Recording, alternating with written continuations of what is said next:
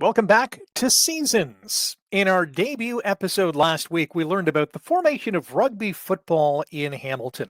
The city's first club was founded in 1869 and soon became known as the Tigers. The team joined the newly formed Ontario Rugby Football Union in 1883, and 7 years later, the Tigers won their first ORFU title. By the turn of the century, Hamilton began to grow in size and significance, which brings us to 1906. The Hamilton Health Association opened the sanatorium on the West Mountain in 1906, the largest tuberculosis hospital in the British Commonwealth, before it became known as Shadok Hospital in 1961. It also marks the year of the Great Hamilton Street Railway Strike, when in 1906 drivers and conductors hit the bricks for better wages and shorter shifts. Workers were also upset over the HSR's plan to use non-union workers for the city's new rail lines. The strike turned violent at times, and while the workers did not get a pay raise or shorter shifts, it did pave the way for a stronger labor movement in this city. Now, before the Grey Cup was awarded to Canada's football champion in 1909, the best senior rugby football teams in the nation competed for the Canadian Dominion Football Championship. It was first won by the Montreal Football Club in 1884, and the Tigers first qualified to play for the trophy on December 2nd, 1897, when Hamilton lost 14-10 against the University of Ottawa.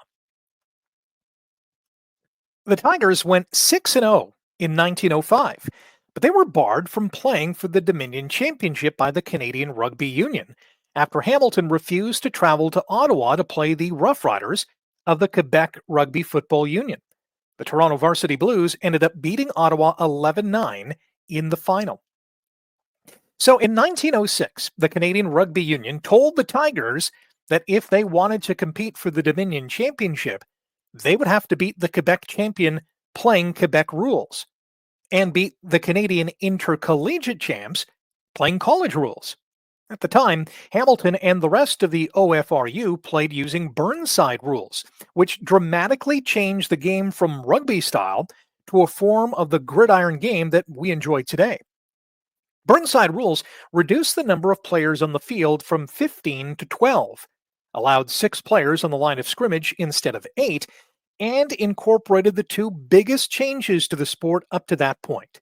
One was the snapback, in which the center passed the ball backward from the line of scrimmage. The other massive rule change required teams to advance the ball 10 yards in 3 successive downs or lose possession. Sound familiar? Of note, Burnside rules were not adopted by the other rugby leagues in Canada until 1921. The Tigers, wanting to play in that 1906 final, agreed with the CRU's demands. Hamilton not only won all 6 of their games in the OFRU season, they beat Montreal 11-6 in the national semifinal.